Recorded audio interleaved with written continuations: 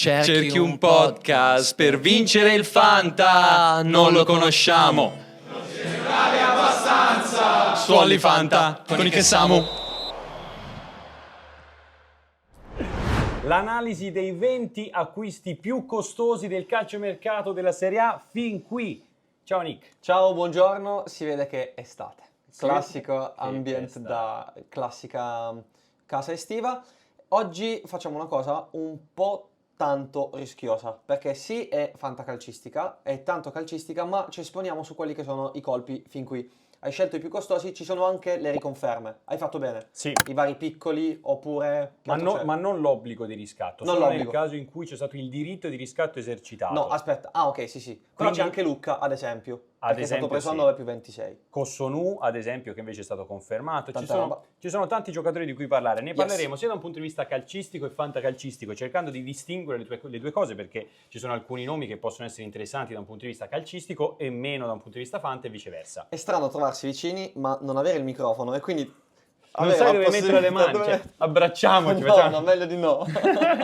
Anche perché fa caldo. Però Molto. abbiamo il condizionatore dietro. Sì, Detto ma abbiamo la questo, finestra aperta, quindi tutta l'aria fresca che parte da dietro di noi va via. come vi abbiamo sempre promesso, come abbiamo sempre fatto, tutta l'estate con i nostri consigli, quindi like perché non molliamo mai e segui perché iscrivetevi al canale perché almeno vi arrivano Sì. tutti i prossimi video, perché parleremo dei nuovi colpi di mercato che arriveranno, analizzeremo le squadre per il Fanta, faremo tutto ciò che va fatto l'estate. Fino ad arrivare ai primi di settembre la guida definitiva all'asta del Fanta. Squadra per squadra con campetto, titolari, riserve, Mark Vinsky e tutto ciò che serve per godersi la prossima stagione. Cominciamo con un bel riscaldamento. Il Vai, classico sì. 1, 2, 3. Anche se siamo belli caldi. Siamo già belli caldi. Vai. Votiamo questi colpi di mercato, cominciando da 1. No, devo dire prima il nome. Sei È spettacolare. incredibile, sbaglio sempre. Ti piace proprio dire un 2-3? Votiamo questi colpi di mercato. Lucca al Napoli. 1, 2, 3. 6,5. Ok, io do un mezzo voto in più perché secondo me può essere molto buono il fatto che si tratta di un attaccante simile a Lukaku e quindi il Napoli può replicare quello stile di gioco con entrambi. A me Luca piace dal punto di vista calcistico, piace dal punto di vista mentale, quello che è l'approccio al gioco, mi piace la possibile convivenza con Conte, i 35 milioni per l'acquisto sono tanti, quindi sposto più giù di mezzo voto perché le aspettative si alzano. Bökema al Napoli. 1, 2, 3. 6,5. Ci siamo, Ci siamo. entrambi. Mi piace di Bokema che puoi giocare 4-3-3 e metterlo al posto di Rachmani, ma 3-5-2 anche centrodestra o centrale se vuoi essere un po' più difensivo. Ferguson alla Roma. 1, 2, 3. 6,5. Bene, ci siamo anche qui. Ricci al Milan. 1, 2, 3. 7. 8. Allora, se prendiamo il problema principale del Milan delle ultime stagioni, Ricci secondo me può essere la soluzione. Quindi quell'equilibrio difensivo che è mancato, soprattutto perché il Milan ha sempre avuto centrocampisti molto offensivi, giocava nell'ultimo periodo con una mediana 2 Reinders Fofana, quindi c'era bisogno di un po' più di equilibrio. Ricci può risolvere quel problema. Io ho dato 7, quindi molto alto, perché è un giocatore completo. Completo fino alla tre quarti avversaria perché non porta tanti gol, ma il portare tanti gol non è una richiesta di Allegri nei confronti di Ricci. Kun al Como.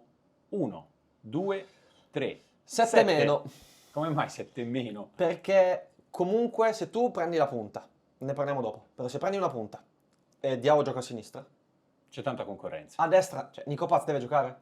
Sì, per Ma forza. comunque ne parliamo in modo più specifico del Como dopo. Sì. Ok, adesso la puntata invece va avanti partendo dai giocatori, cioè sempre nel top 20 più costosi, però ovviamente in ordine crescente. Abbiamo inserito, anche se non ufficialissimo, però il giocatore è già a Roma, Ferguson Sì. alla Roma. Lui in teoria costa 0 euro quasi praticamente per il prestito stagionale, poi c'è un diritto di riscatto molto alto a 40, però visto che è appena arrivato, se ne parla tantissimo, lo abbiamo inserito. Allora, per quanto riguarda il colpo, la cosa che mi preoccupa è questo diritto di riscatto molto alto, anche da un punto di vista fantacalcistico. Se a metà stagione la Roma decide che non vale la pena puntare tutti questi soldi su Ferguson per la prossima stagione, potrebbe essere messo un po' in secondo piano da un punto di vista progettuale della squadra. e della società. Quindi c'è questo dubbio qui. Quali sono i pro di Ferguson, però? È che si tratta di un giocatore giovane ma con esperienza, un attaccante del Brighton che ha giocato anche West Ham nella nazionale irlandese, è un classe 2004, però comunque ha avuto e segnato parecchio, ha avuto possibilità di giocare e ha segnato parecchio in Premier. Nella sua prima stagione ha segnato 6 gol in 10 partite da titolare a 17 anni, quindi è uno che era partito fortissimo, si parlava di offerte del Manchester United molto alte. Classico, classico. Lo United. Anche io l'altro giorno ho fatto una partita 7 contro 7. Ho iniziato subito forte con 2 gol. subito. Sì, ho già trovato 2 scout dello United È fuori. incredibile. Sono Poi così. mi hanno chiesto sei injury prone, ho detto sì. E quindi erano ancora più Ancora contenti. più contenti, ma non lo sono stati nel caso di Ferguson, perché lui si è rotto il crociato nell'aprile del 2024, poi ha avuto pure un'operazione alla caviglia, la scorsa stagione ha giocato solo 380 minuti ed è questo il motivo per cui il Brighton in questo momento sta cercando di valorizzarlo attraverso un prestito secco, o meglio un prestito con diritto di riscatto ma molto alto. Spera di prenderci o 40 milioni oppure di rivalutare il giocatore. Tu che ne pensi, lato soprattutto Fanta? Perché da un punto di vista calcistico secondo me è una vera e propria scommessa. Sì, Ferguson è tra gli under 21, gli attaccanti in Europa con già un po' di esperienza nei vari campionati, uno dei prospetti più forti, in assoluto. Le problematiche fisiche hanno portato il Brighton, che è una squadra che vende sempre a prezzi molto alti, tra l'altro parleremo un pochino oggi, un accenno velocissimo di Stupinian, ma ne abbiamo visti un sacco di giocatori che vanno via dal Brighton a cifre alte, ultimo João Pedro, passato Cucurella, sono veramente tanti, tra un po' anche Mitoma. Quindi il Brighton è una squadra che vende a cifre alte. Nel caso di Ferguson non lo può fare perché Ferguson è diventato una scommessa dal punto di vista fisico.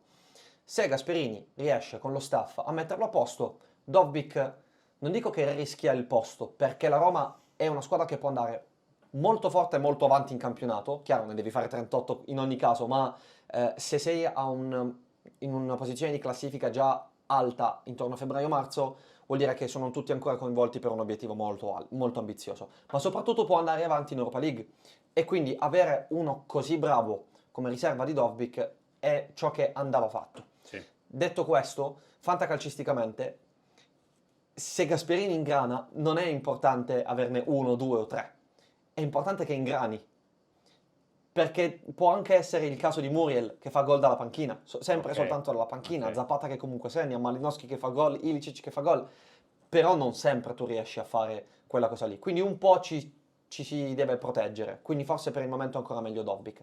Detto questo, la valutazione su Ferguson per me va fatta anche in questo senso. Se tu la scommessa riesci a vincerla dal punto di vista fisico e Dovbyk non convince Gasperini così tanto, ma Ferguson lo convince, Capito?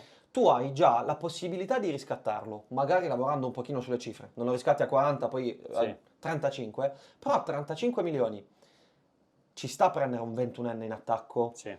Quanto magari paghi Lucca a 25 anni dopo una sola Si stagione? deve fare ovviamente una Capito? stagione con un senso quest'anno. Per me infatti è più sensato il prestito addirittura dell'acquisto definitivo.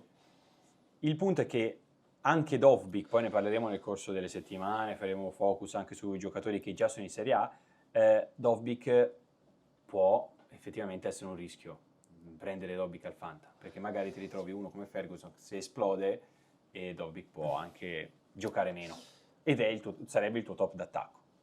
Io ho fiducia anche in Dovbyk onestamente. Staremo a vedere. Sì.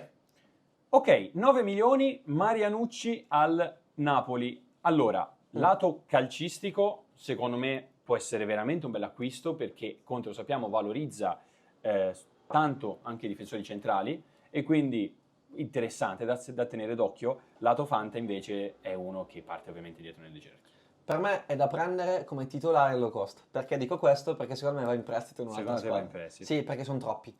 Juan Jesus, Bergama, Rachmani, buongiorno. Il quinto sarebbe Marianucci. Non ha senso 9 milioni per un 2004 che non metti mai come quinto difensore. Anche perché comunque Di Lorenzo è adattabile a terzo.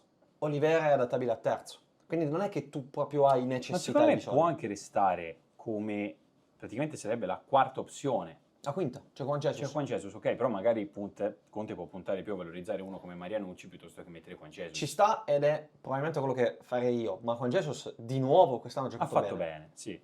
Vediamo. Marianucci è forte. Però Su al questo Napoli sì. lato Fanta bocciato. Per me sì. Ma se rimane al Napoli non lo prenderei mai. Non neanche io, tipo se Marianucci va in prestito al Genoa perché il Genoa vende dei Vinter di turno, è una bella Può pescata. essere un'altra roba. 10 milioni Fazzini alla Fiorentina. Ah, ovviamente le cifre sono approssimate, nel senso alcuni possono essere con i bonus compresi, quindi Bravo, giusto. va tenuto ovviamente in considerazione. Fazzini alla Fiorentina. Allora, cosa mi piace di Fazzini alla Fiorentina? È un centrocampista offensivo che ha dimostrato che quando ha minutaggio e ha continuità può segnare. C'era, soprattutto nel finale di stagione, è riuscito a segnare 4 gol, mi sembra, nelle ultime 6-7 partite, quindi È il motivo per cui ho vinto nella mia lega. non so, me l'avevi detto, quindi ti ha svoltato il Fanta, ma non solo a te, e può essere secondo me quel tipo di centrocampista lì anche nella Fiorentina, e quindi io lo considero molto anche in quella che può essere la Fiorentina del prossimo anno, che secondo me con Pioli può diventare una squadra anche più offensiva, e lui può valorizzare, Pioli può valorizzare anche questa tipologia di giocatori. Quali sono i contro? Secondo me è ancora un dubbio su quella che sarà la Fiorentina del prossimo anno, e quindi possibile concorrenza, perché c'è Gudmundsson, magari può giocare con due punte che sono Dzeko, Ken, il mercato è ancora aperto a centrocampo, quindi possono arrivare giocatori, il dubbio è quello lì. Ma Fazzini è un centrocampista su cui lato Fanta io punterò, non è secondo me da prendere tra i primi 4 centrocampisti della tua rosa, tra i titolari, deve essere un po' una seconda scelta. Acquisto approvatissimo dal mio punto di vista, quindi dal punto di vista calcistico, diciamo. Se io penso a Fagioli, Fazzini, Mandragora, già il fatto che sono 3 italiani, io sono già Cendur. contentissimo così. Cendur che è il quarto, poi puoi prendere il Chessy di turno, e sono 5 che ti creano un parco centrocampisti con cui tu puoi affrontare perfettamente le 2,5 Sì, competizioni. sì, vero. Dai, perché poi la Coppa Italia Sì, si mette impegna sempre poco. nelle 3 competizioni, ma fai 3 partite fino a marzo. È vero, però Conta il Fazzini giusto. quindi secondo me ha provato, però diciamo non come titolare del centrocampo ipotetico della tua rosa. No, bravo, della tua rosa no. Della tua rosa. Però è Può essere probabile che titolare, magari, sì, sì. se glielo auguro, da un punto di vista fisico sarà bene fino a fine anno, magari lui ti fa 3200 minuti in 45 presenze, però 8 sono in Conference League, 3 sono in Coppa Italia e le restanti sono in campionato. 11 milioni, Vitic al Bologna, Oh. pro e contro? Allora, il pro principale da cui dobbiamo partire è Sartori, che lo acquista per 11 milioni più 4 di bonus. Sono tanti per un centrale Sì. che, ok, è giovane, è un 2003, ma arriva dalla Repubblica Ceca, quindi esperienza nei maggiori campionati non ce l'ha. Questo ci interessa il giusto, perché altrimenti Kvara, Kim, tutta gente che al primo anno ha distrutto la Serie A, ma Che noi veniva avremmo snobbato. Esattamente, quindi ci interessa il giusto, però un pizzico di rischio in più c'è, soprattutto perché non è che semplicemente ha preso Vitic per essere il backup di Bergkamp, no, deve fare il Bergkamp. E Bergkamp a Bologna nel primo anno è arrivato in Champions con Thiago Motta, il secondo anno è arrivato a vincere la Coppa Italia, quindi tu hai dovuto sostituire uno che hai ceduto a 30 milioni alla squadra campione d'Italia, quindi anche i campioni d'Italia hanno detto no, questo mi sa che è forte. Da un punto di vista offensivo sembra assurdo, ma ha segnato 8 gol negli ultimi 2 anni, che è un po' quello che aveva fatto Bergkamp quando è arrivato a Bologna. Non ha poi rispettato le cifre realizzative, perché per un difensore centrale dipende anche da come realizzo gli schemi su di te, gli faccio effettivamente l'angolo che tu arrivi sul secondo palo perché c'è il blocco, Sì, è da tutto da 1000 capire. fattori, sì, Sicuramente se tu hai, ci sono difensori che hanno più propensione naturale al gol in area di rigore perché sono più bravi a prendere il tempo e tutto qua. Sergio Ramos fa 100 gol in carriera perché al di là dei rigori ce l'ha la cattiveria per andare a fare gol, non è soltanto una questione di schemi. La titolarità è un pro a favore di Vitic sicuramente, io non ho inserito contro, perché io di Italiano mi fido, di Sartori mi fido, in generale del progetto Bologna mi fido, il contro se c'è è quello che comunque devono rispettare le aspettative dell'anno scorso, quindi il Bologna deve arrivare almeno in Europa League come rendimento.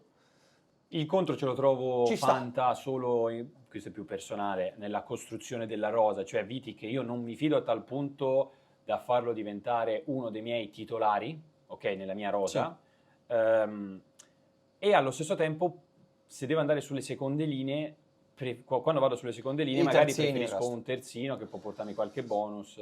Il mio unico dubbio, rivedendo un po' il ragazzo, quando ho recuperato più che le partite intere, perché quello che mi interessava era la copertura della profondità, ci sono le clip specifiche, i duelli in 1 contro 1 e in quello è veramente bravo, è la qualità dal punto di vista tecnico.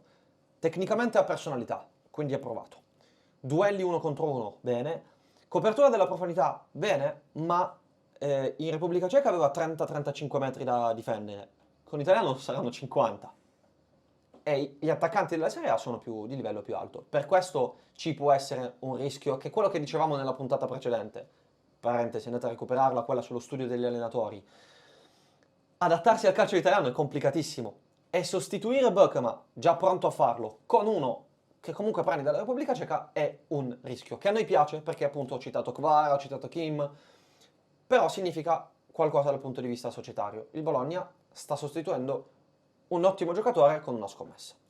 12 milioni piccoli al Cagliari, pro e contro. Pro è fortissimo, segnare 11 gol nel Cagliari di Nicola, quel grandissimo Cagliari di Nicola, non è semplice, perché se vai a vedere le cifre, quanto calciava, quanto in generale il Cagliari, quanto era una squadra pericolosa, era tosta. Ovviamente apro e chiudo parentesi, l'abbiamo messo perché è stato riscattato. Certo, ovviamente. Il secondo pro è sul valore, perché la rosa del Cagliari è buona, quindi non è un predicatore nel deserto. Buonissima. E la terza è la continuità fisica. L'anno scorso ne ha giocate 37 su 38 e per 2 anni di fila non ha subito infortuni.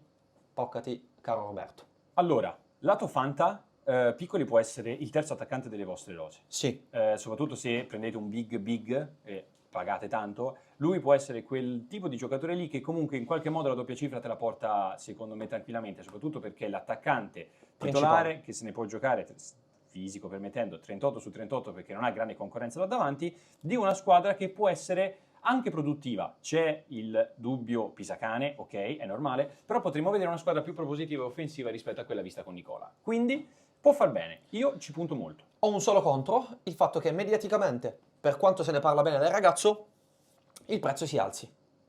Tanto. Comunque, Secondo me è prendibile. soltanto un anno in doppia cifra, eh? Secondo me è prendibile.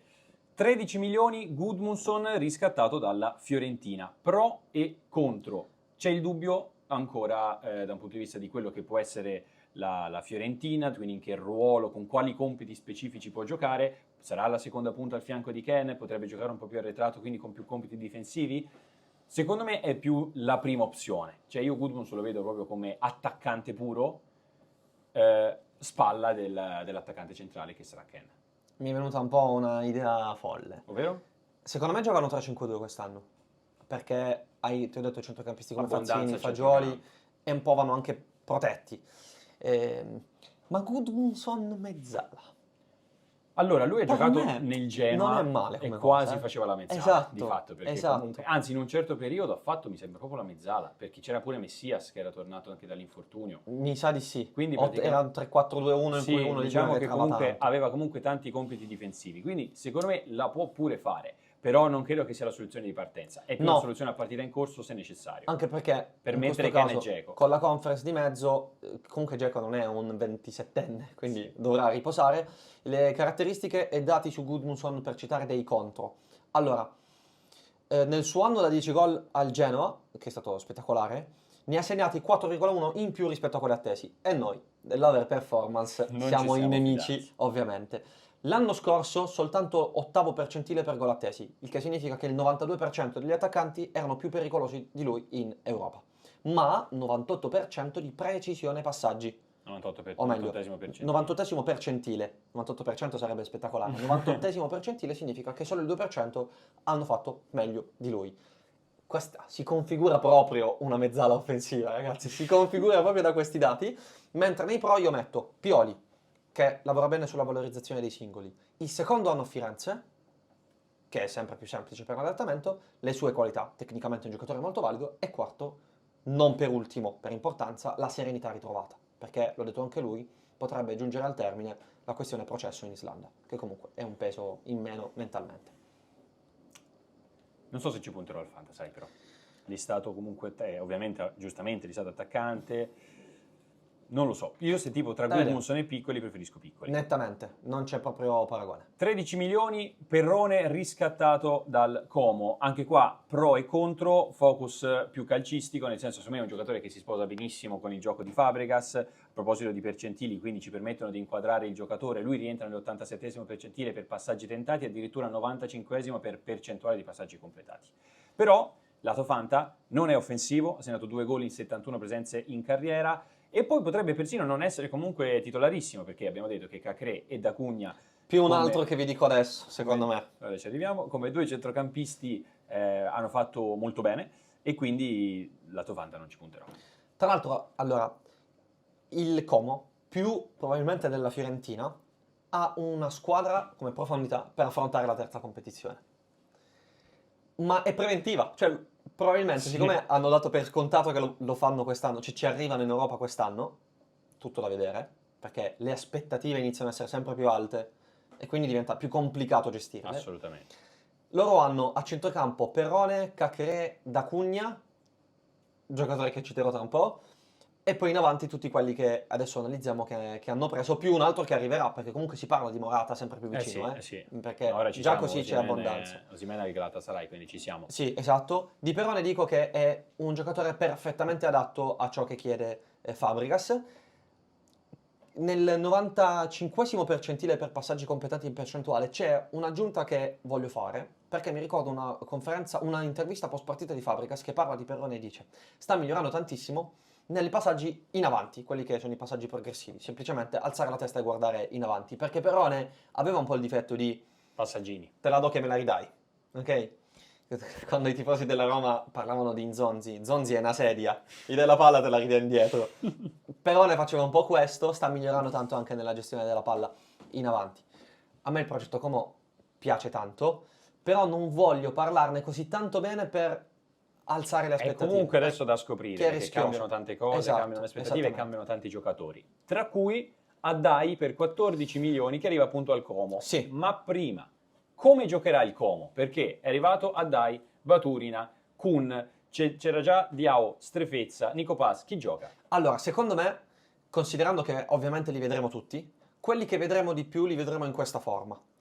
Centrocampo a 3, da capire chi può fare il play. Attualmente il migliore probabilmente è Perrone. Una mezzala tra Dacugna e Cacré, chiaramente col fatto che girano ovviamente li puoi spostare. Baturina può fare la mezzala di possesso, tranquillamente, perché se vai a vedere anche i dati, lui è anche sempre stato più uno da assist che da gol, è molto meno attaccante degli altri che hanno preso. E poi uno che con quella qualità ti può tranquillamente rompere la prima linea di pressione e poi puoi attaccare la tre quarti avversaria. Sugli esterni ci metto Diao a sinistra e Nico Paz che parte da destra e in avanti la punta. Quindi Kun, Jesus Rodriguez e Addai possono essere effettivamente le prime tre riserve. Altrimenti tu devi giocare 4-2-3-1, mettere Baturina a tre quarti, a sinistra Diao, a destra Nico e comunque c'è la punta davanti. Quindi Kun, Addai e Jesus Rodriguez sono i tre backup dei tre giocatori principali. Allora, ti dico la mia. Io vedo 4-2-3-1 di partenza perché ha fatto molto bene l'anno scorso e darei continuità. Nico Paz deve partire secondo me nel ruolo di trequartista, è il suo, è quello che ha fatto meglio, gli permette di essere più libero, svariare, farsi trovare a sinistra, a destra, lui che è il giocatore principale. Diao per me non si A tocca. sinistra. Strefezza è uno che secondo me per lavoro che ha fatto con Fabregas quest'anno, per abnegazione da un punto di vista difensivo, per talento, ha fatto un altro gol devastante in amichevole e li ha fatti anche nel finale della scorsa stagione, è uno che secondo me ha senso che parta titolare. E davanti a tutti Morata che sembra molto vicino al Como, un attaccante associativo che potrebbe valorizzare anche i tre trequartisti. Perché non ho messo Strefezza? Perché ne hanno presi così tanti che mi viene da dire Strefezza in Magari uscita. va via lui. Perché altrimenti non ha Se senso. va via Strefezza, Baturina secondo me può giocare anche partendo da destra o Kun, uno dei due può essere l'altro esterno. Kun da destra. Diao Kun da allora destra. va a destra, secondo me Diao può giocare anche a destra. Che casino. Però è per dire che c'è tantissima concorrenza, però il Como è una squadra che porterà tanti bonus, nel senso che tanti gol, giocatori molto offensivi e ovviamente il progetto più interessante della serie. Sì, ma c'è una cosa che non mi piace. Sebbene Nico, Diao, Baturina siano tutti da Fanta, se la partita non ingrana al meglio, al 60esimo magari Escono. esce. Che è proprio l'anti-Fanta questa cosa. ed esce perché c'è tantissima concorrenza e tanta possibilità di far giocare a Dai, Jesus Rodriguez e Kun, ed se rimane anche Strefezza. 14,3 milioni. Kalulu riscattato dalla Juventus. Pro e contro. Kalulu è per me un difensore molto adatto al tipo di gioco di Tudor, è più un terzo che un difensore da difesa 4 perché è bravo a rompere la linea, è proprio perfetto per essere un braccetto perché può avanzare, perché era anche un ex terzino, è al secondo anno a Torino. Il contro gigantesco è l'integrità fisica. Negli ultimi 2 anni ha subito 3 infortuni muscolari per un totale di 31 partite saltate, più altre 8 saltate per un problema al ginocchio. La cosa che mi fa pensare è che cosa è successo a Kalulu fisicamente in quell'anno al Milan, perché prima di quell'anno lì, cioè prima di questo biennio, aveva saltato per infortunio solo 3 partite in 3 anni. Che diavolo è successo a sto ragazzo? Non lo sapremo mai. Ciò che adesso sappiamo è però che è instabile fisicamente. Quindi a me come colpo tatticamente piace, però l'integrità fisica è alla base di tutto. Sai che io comunque potrei puntarci, cioè su anche come quarto difensore, secondo me ha senso, perché può essere uno da buoni voti nella Juve di Tudor, che può anche avere però possibilità di partire in fase offensiva. A me piace Fanta. Io credo che punterò un pochino di più su Gatti, che tra l'altro anche molto più da gol. 17 milioni, Sulemana all'Atalanta. Allora, pro e contro. Contro principale, se uno va a vedere la scorsa stagione di Sulemana, vede un gol e un assist in Premier League e la sua squadra che è retrocessa a meno 26 punti dal 17° posto, che vorrebbe dire salvezza. Una delle stagioni peggiori per una squadra nella storia della Premier League. Forse la peggiore. È arrivata a essere la peggiore? Sì, credo sai? fosse la peggiore. Dubbi su Juric che ci sono, l'abbiamo parlati anche nella scorsa puntata, quindi come ci sarà il passaggio da Gasperini a Juric, l'Atalanta potrebbe risentirne dal punto di vista anche offensivo.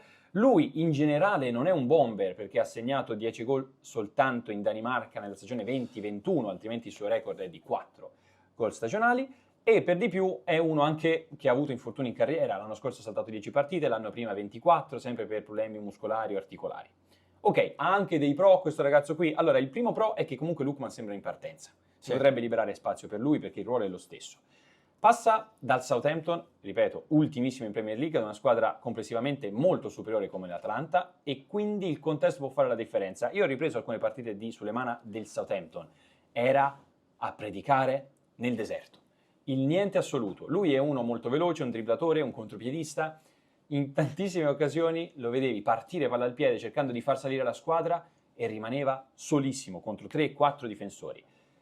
È un grande dribblatore, l'ho detto, il 6º migliore in Premier per dribbling riusciti, uno che può essere utile volendo anche a partita in corso perché è veloce, spezza la partita, grande contropiedista e che quindi secondo me può fare bene. Se listato centrocampista, questo ragazzo qua, può essere un colpo interessante, soprattutto se si libera, come dicevo, spazio in zona tre quarti. Rischioso, sì, perché l'Atalanta il prossimo anno sarà da approcciare con le pinze, però un possibile colpo quasi low cost, ti dico, quasi.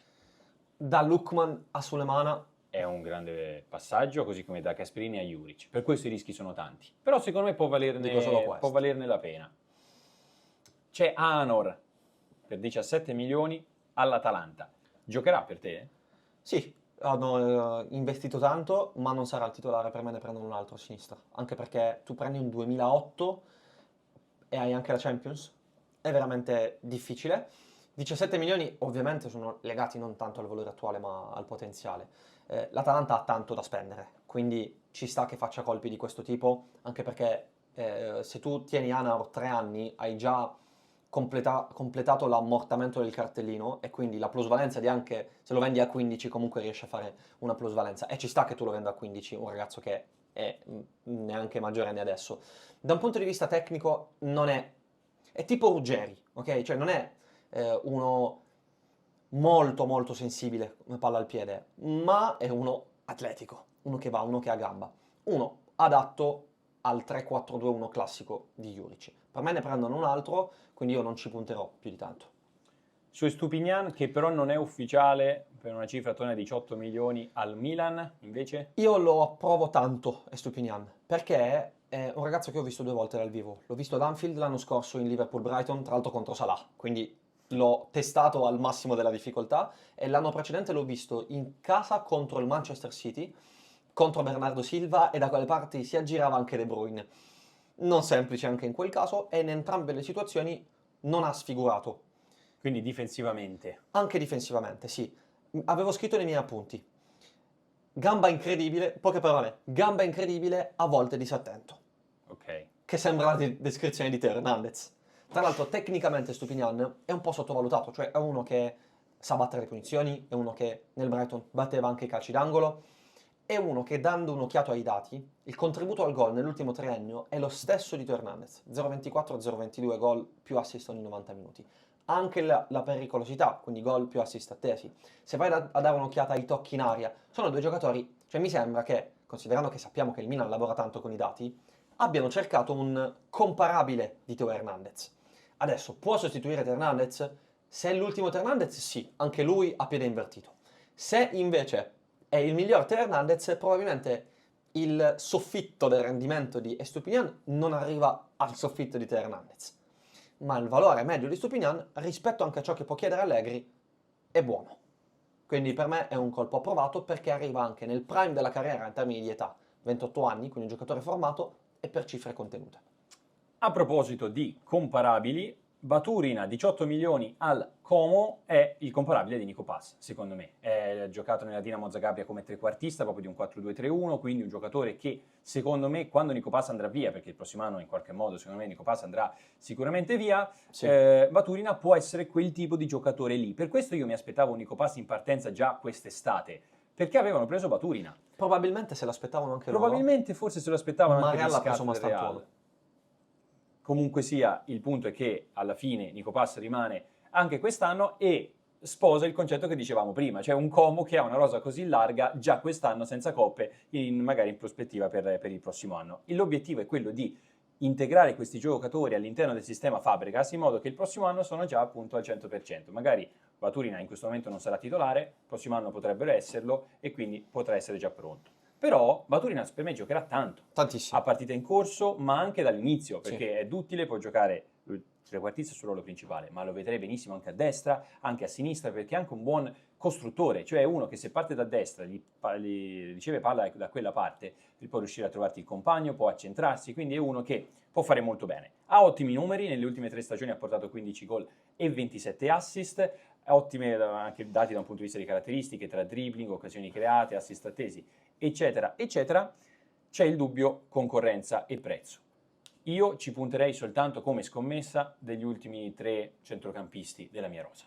Impossibile. No, secondo me invece è possibile perché tanti ti faranno il ragionamento del tipo c'è Nico Pass, c'è Diao e quindi non punto su Baturina. Dipenderà tutto dalle prime 2 partite di campionato. E se non gioca ancora meglio. Se non gioca ancora meglio... Secondo me ce la fai a prenderlo come low cost così. Raga, sarà difficilissimo beccare esattamente le idee di Fabregas. Perché anche l'anno scorso comunque ha sperimentato, abbiamo visto per troppo tempo Fadera, quando magari c'era la possibilità di mettere anche altro, essere un pochino più offensivi, ma Fadera era ottimo in fase di non possesso. Io prima mi sono lanciato un po' sull'analisi di come giocherà, non lo so, non lo possiamo sapere. Però io posso dire che avendoli visti, Baturina, Kun e Jesus Rodriguez sono forti. Adai è quello che mi sembra un po' più indietro. Sì. Cioè Adai mi sembra un po' come Chukwueze, che è un tipo di giocatore che nel Como non c'era. C'erano tutti molto tecnici, mentre Adai è proprio Non abbiamo parlato freccia. poi di Adai alla fine. Abbiamo parlato Vabbè, solo di ne come sto giocare in parlando, ne sto parlando adesso. Se vi dico la reference di Chukwueze un po' si capisce. Cioè quel giocatore che è rapidissimo, che ha dribbling, che però a volte è un pochino fumoso. Ma Adai ha giocato pochissimo, si è fatto male anche l'anno scorso. Sì, e il fatto che lui da arrivi, che prendano tutti i giovani, si rifà tantissimo la direzione del mercato alle parole di Fabregas. Voglio giocatori che abbiano la fame di arrivare e che siano plasmabili, cioè che io posso insegnare delle cose. E per Adai non c'è soluzione migliore a trovare un Fabregas, cioè uno diverso dalle sue caratteristiche, che può insegnargli tanto e migliorarlo tantissimo.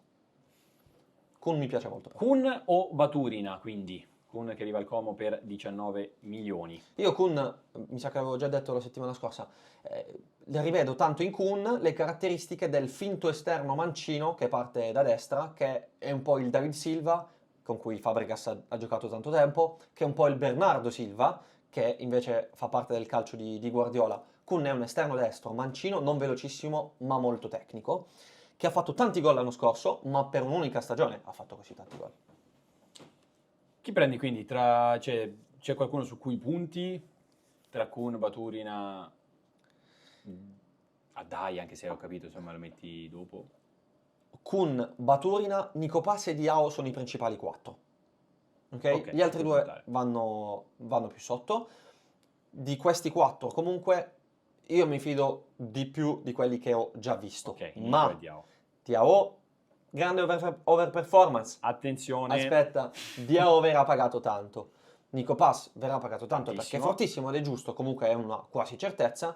Se devo dirti uno tra Baturina e Kun, io vado su Baturina, perché potrebbe essere uno da un bel po' di assist, magari 4-5 gol al massimo, anche solo 4 in tutta la stagione, ma grandi voti. E quindi Mi utile. piace. 20 milioni riscattato Kossonu dall'Atalanta. Questo è un colpo. Sì, piace anche a me. C'è da parlare molto dell'Atalanta e dell'allenatore. Juric ha valorizzato in passato i difensori centrali, sia il vertice basso di una difesa a 3, Bremer, buongiorno su tutti, ma anche i braccetti difensivi. Cioè Sì. ha ritrovato Riccardo Rodriguez. Sì, quello va detto, Va detto. Gli va dato merito. Quindi Kossonu può essere uno anche valorizzato da Juric. Ci sono però i dubbi sulla squadra e sull'allenatore in generale. Il fatto che l'Atalanta in questo momento stia vivendo un periodo anche un po' di smantellamento e di transizione può peggiorare anche il rendimento generale della difesa di Kossonu. Quindi per questo motivo non è tra i difensori su cui punterò di più, ma solo per una motivazione di squadra, del periodo che sta vivendo, perché sul singolo giocatore va. Sì, io ti dico che mi ricordo l'ingresso di Kossonu in campo, ero lì a 10 metri da lui, in Atalanta-Real Madrid, era dominante fisicamente anche contro i giocatori del Real Madrid. Tecnicamente è uno che non è proprio pulitissimo, ma ha personalità per prendere e andare.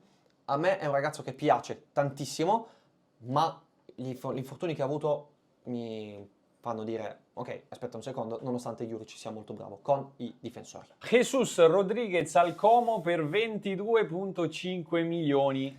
Capite la mia pronuncia perfetta? Una pronuncia perfetta. Jesus. Sembra quasi araba però. Jesus. Allora, ne abbiamo parlato tanto del Como, avrà tanta concorrenza, è il suo punto negativo, comunque si deve ambientare perché arriva in Serie A, cambia tutto, ha 18 anni, quindi ha giocato 21 partite da professionista in carriera. Stiamo parlando di uno che al Betis ha praticamente iniziato ad avere spazio ovviamente quest'anno. Sì.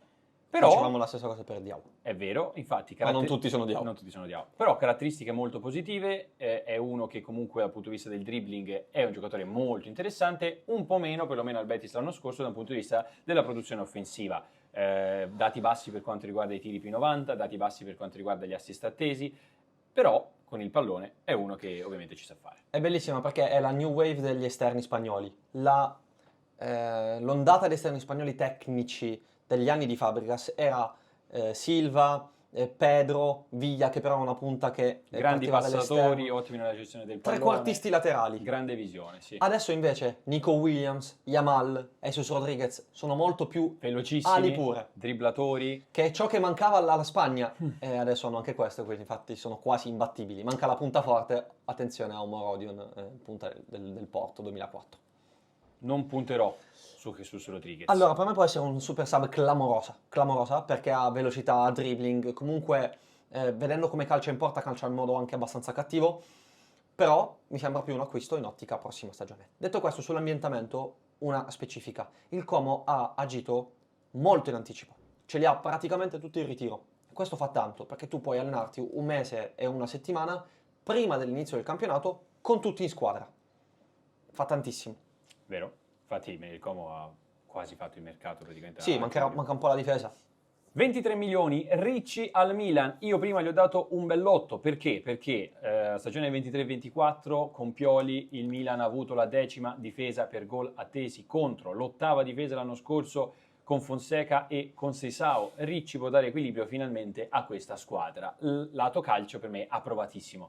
Lato Fanta invece 28esimo percentile per gol tra i centrocampisti centrali, 27esimo per gol attesi, quindi poca roba, 27esimo anche per tiri totali, tira poco, addirittura terzo percentile per assist attesi, quindi uno che ha creato anche pochissime occasioni, ma due specifiche: uno, i compiti possono cambiare da una squadra all'altra, da un allenatore all'altro, e quindi Allegri magari potrebbe dargli anche più licenza di salire, di inserirsi, dipende da quello che il compito che gli darà Max Allegri. E due, il valore complessivo ovviamente della rosa del Milan è superiore, quindi anche lui potrebbe essere ulteriormente valorizzato. Nettamente.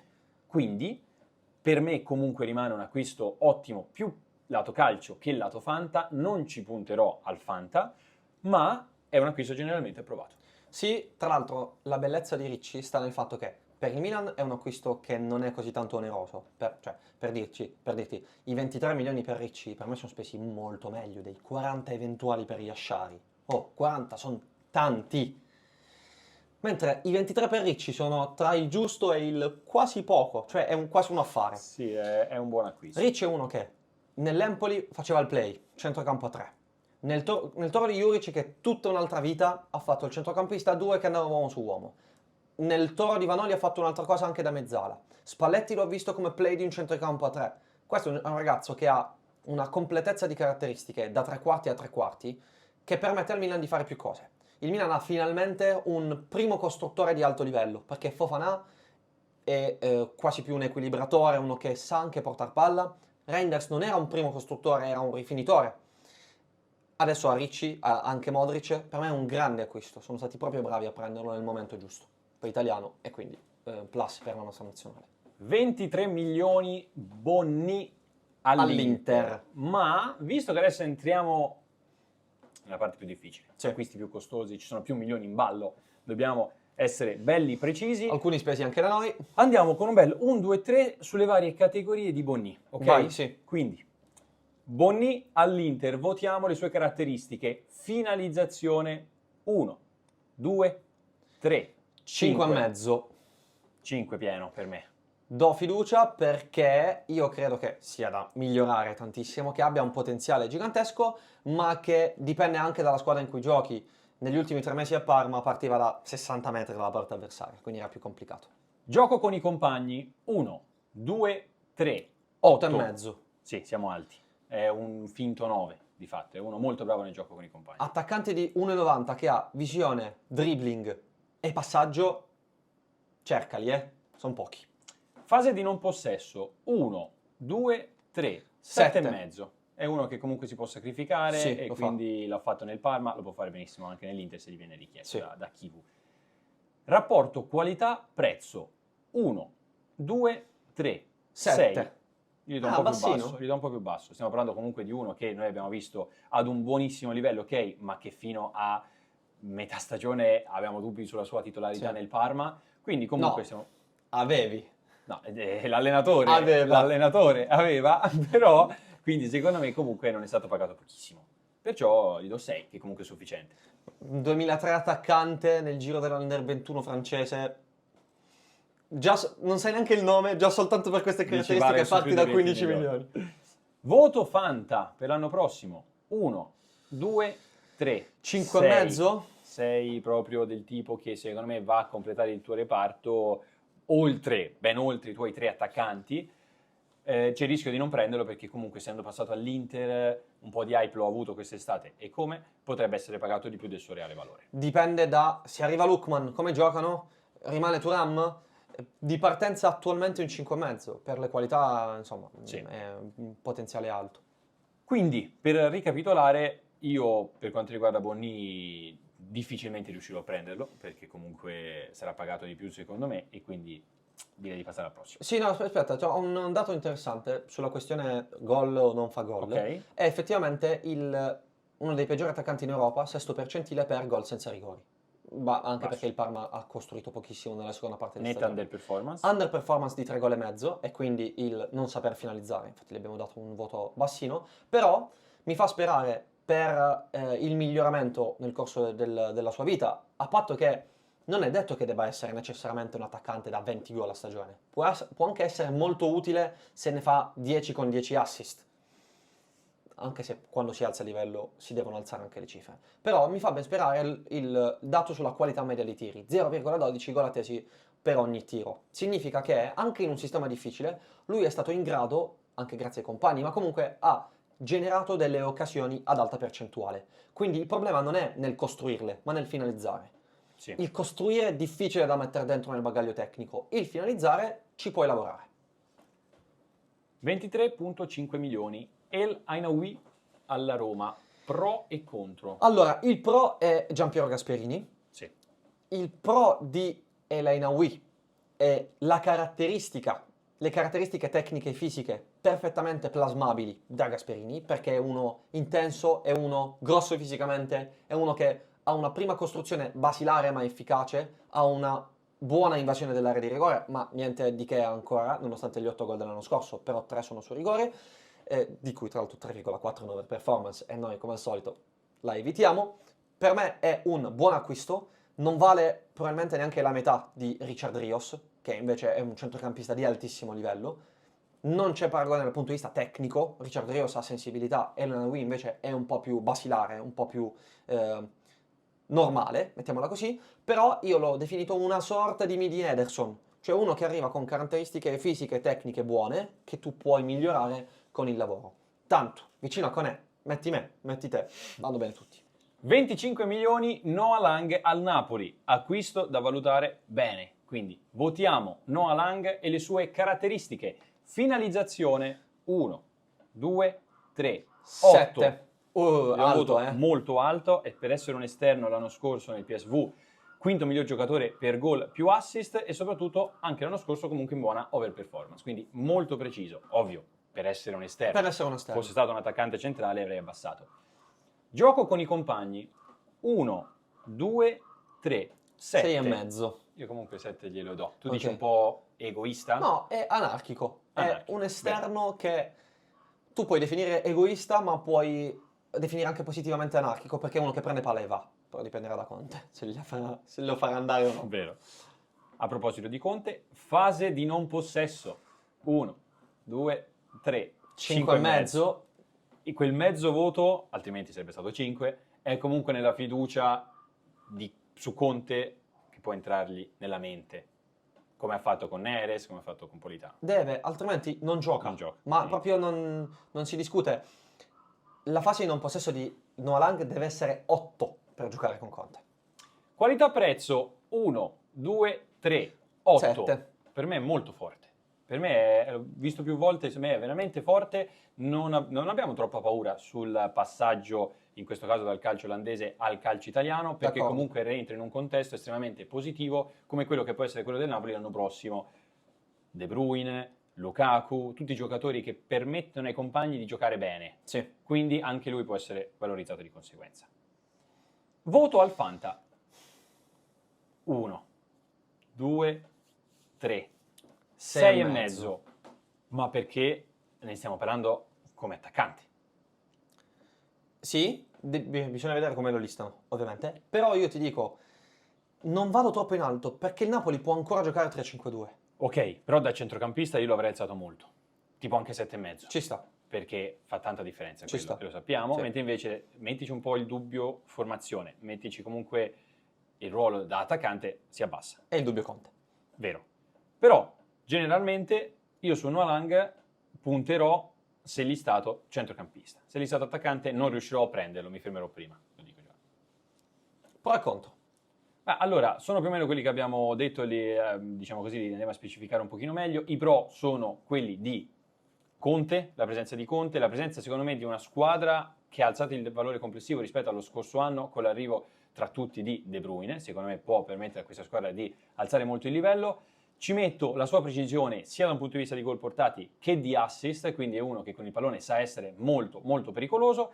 Ci metto comunque anche la duttilità che a volte sfocia proprio nell'anarchia, perché lui è uno che ha giocato in carriera a destra, ha giocato come trequartista, ha giocato come falso 9, ma il meglio di sé lo dà a sinistra. Il problema qual è? E qui entriamo subito nei contro, che è effettivamente anarchico. Quando tu vedi Noah Lang da un punto di vista offensivo, ovviamente, riceve il pallone e lo fa sempre a sinistra, quasi sempre a sinistra, quindi è uno che inizialmente ha una sua collocazione in campo che a Conte piace, perché ovviamente è uno un po' più rigido da un certo punto di vista. Quando però poi l'azione va avanti, Noah Lang te lo ritrovi in mezzo al campo, l'azione prosegue, lui conduce palla fino a destra e poi rimane a destra, lo puoi trovare là davanti in area di rigore, quindi è un po' da inquadrare e vediamo Conte se gli darà tutta questa libertà. Il secondo contro è la questione fase difensiva, che rimane un punto interrogativo. Sì, ovviamente, ripeto, gioca soltanto se dà garanzie a Conte, perché Fabregas non giocava con Conte, perché Eriksen non giocava con Conte, hanno iniziato a giocare soltanto quando hanno dato garanzie. Io dico che da un punto di vista di talento ci sono pochissimi esterni in Serie A livello di Noah Lang. Dal punto di vista di applicazione c'è soltanto tanto lavoro da fare. 31 milioni, Beuckema al Napoli, pro e contro. Il pro è il sistema difensivo di Conte, il pro sono le qualità del ragazzo, sicuramente, è un difensore moderno, abbastanza veloce, non velocissimo, abbastanza veloce, tecnicamente valido, può giocare a 3, può giocare a 2, è uno che ha la personalità, l'abbiamo visto tante volte con l'italiano, di in costruzione addirittura andare a centrocampo. Per me 31 milioni sono tanti, veramente tanti, anche perché non parliamo di un 22enne, 23enne, Beuckema è un 98. Il contro è la concorrenza. La concorrenza perché tu puoi giocare a 4 e quindi giocano Rachmani, buongiorno, puoi giocare a 3 e puoi giocare Di Lorenzo nei 3 e quindi non è detto che Beuckema faccia il titolare quest'anno. Ci punterò al Fanta, lato caratteristiche del giocatore più Conte mi verrebbe da dire un enorme sì, però questa concorrenza qua è effettivamente un po' fastidiosa, sai? Sì, però se tu lo prendi magari le 25 su C'è la 38 che Champions, gioca, poi. ti prende sempre il 6,5. Generalmente sì, ci punterò, generalmente sì, senza però spingermi troppo in là. Certo. E l'ultimo, L'ultimo, vai. l'ho fatto bene. Sì. 35 milioni per Lucca al Napoli. Votiamo quindi Lucca al Napoli, votiamo lui e le sue caratteristiche. Finalizzazione 1, 2, 3, 7,5. 12 con l'anno scorso, 4,4 di over performance, quindi fiducia. Bravo sia con la testa che con i piedi. Sì, spacca la porta quando calcia, mi piace. Gioco con i compagni 1, 2, 3, 6. 5,5. Gli do 6 perché può essere simile a Lukaku, quindi riportare le sue caratteristiche, gioco, spalle alla porta, tocco con i compagni, viene da una stagione in cui è stato nel nono percentile per passaggi tentati, quindi il 91% degli attaccanti ha fatto meglio di lui, però giocava nell'Udinese, Sì. quindi nel Napoli può fare un salto in avanti. Io dico, la mia quasi insufficienza è legata a comunque un ragazzo di 2 metri.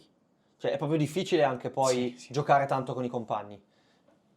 Però dipende anche dai compiti che gli richiede il Conte. Fase di non possesso 1, 2, 3, 7. 6,5, migliorabile. Migliorerà. Qualità prezzo 1, 2, 3, 6. Sei. Diciamo 6. Perché c'è Conte. Perché c'è Conte, però è stato pagato tanto. Tanto. Voto Fanta 1, 2, 3, 5. Cinque. Non ci punterò perché vedo Lukaku ancora avanti e Luca può essere comunque pagato abbastanza.